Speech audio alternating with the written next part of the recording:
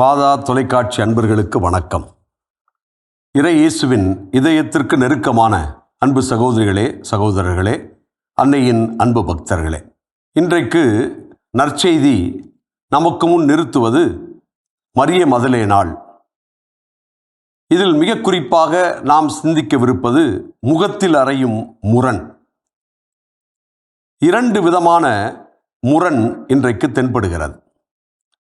ஒன்று, ஐயத்தோடும் அச்சத்தோடும் எழும்புகின்ற கேள்விகள். இயேசு உண்மையிலே உயிர்த்தாரா, உயிர்த்து விட்டாரா என்று மக்கள் எண்ணுவதெல்லாம் மரிய மதலேனாள் எண்ணுவதாக காட்டப்படுகிறது. இந்த அச்சமும் பயமும் ஐயமும் நிறைந்த ஒரு பார்வை ஒரு பக்கம். இன்னொரு பக்கம், நிச்சயம் இது நிகழ்ந்திருக்கும் என்று ஐயத்தை தாண்டிய நம்பிக்கை. இந்த இரண்டைத்தான் நாம் முரணாக பார்க்கிறோம். அச்சத்தோடு இருக்கின்றவர்கள் எப்படி நம்ப முடியும்? பயத்தோடு இருக்கின்றவர்கள் எப்படி ஏற்றுக்கொள்ள முடியும்? கேள்விகளோடு இருக்கின்றவர்கள் எப்படி அதை உண்மை என்று நம்ப முடியும் என்ற கேள்வி எழுந்தாலும் இது ஒரு ப்ராசஸ் என்பதை புரிந்து கொள்ள முடிகிறது.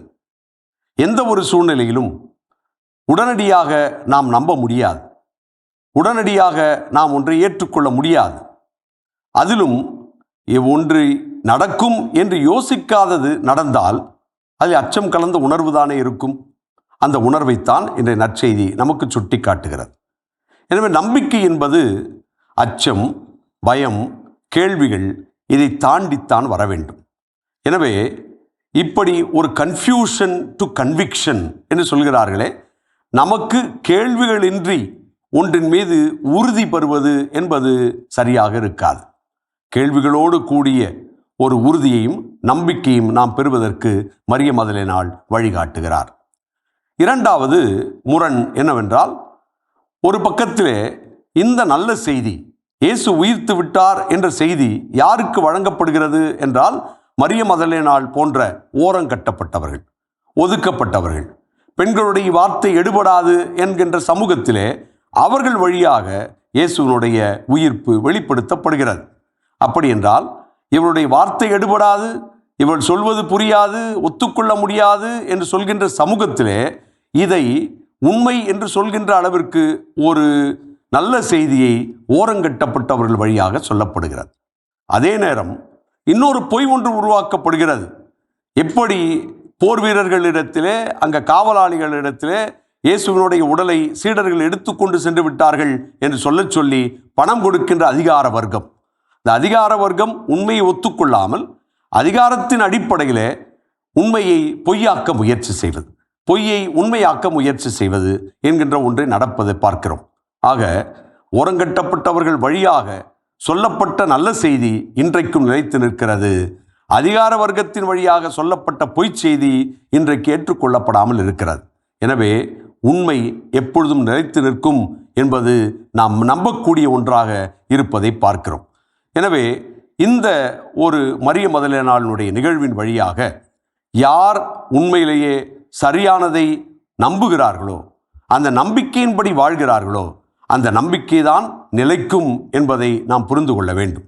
எனவே நாம் எத்தனை ஆண்டுகள் கிறிஸ்தவர்கள், எத்தனை மரபொழியாக கிறிஸ்தவர்கள், நான் சொல்வதுதான் சரி என்பதல்ல, நான் நம்பியதை எடுத்து சொல்கின்ற அந்த தைரியம் இருக்கின்றவர்கள் தான் உண்மையிலேயே நல்ல கிறிஸ்தவர்களாக இருக்க முடியும் என்பதை மரிய மதலேனாள் உணர்த்துகிறாள். அதே போன்று நான் இத்தனை ஆண்டுகள் என்னுடைய வாழ்க்கையிலே இந்த கிறிஸ்தவத்தை பின்பற்றி விட்டேன், அந்த கிறிஸ்தவம் என்னிடத்தில்தான் இருக்கிறது என்று சொல்கின்ற இருமாப்பு இருந்து அதன் வழியாக நான் அதிகாரம் பெற்றவனாக இருக்கிறேன் என்று சொல்வது அல்ல. மாறாக நாம் சொல்வது நன்மையானது என்றால் அதை அடுத்தவளுக்கு எடுத்து கூறுகின்ற நிலையிலே நான் இருப்பதற்கு பெருமைப்பட்டு அந்த வழியிலே என் வாழ்க்கை வழியாக நல்லதை சொல்கின்ற மரிய மதலேனாளைப் போல நான் இருக்க முற்பட வேண்டும் என்பதும் நமக்கு தெரிகின்ற உண்மை. ஆகவே இந்த நல்ல நேரத்திலே நாம் ஒவ்வொருவரும் மரிய மதலேனாள் முரண்பட்ட கருத்துகளுக்கு மாற்றாக நின்று சரியானதை எடுத்து சொன்னது போல நம்முடைய நம்பிக்கையும் அடுத்தவளுக்கு நல்லதை சொல்கின்ற செய்தியாக அமையட்டும். ஆமேன். இயேசுவுக்கே புகழ், இயேசுவுக்கே நன்றி. மரியே வாழ்க.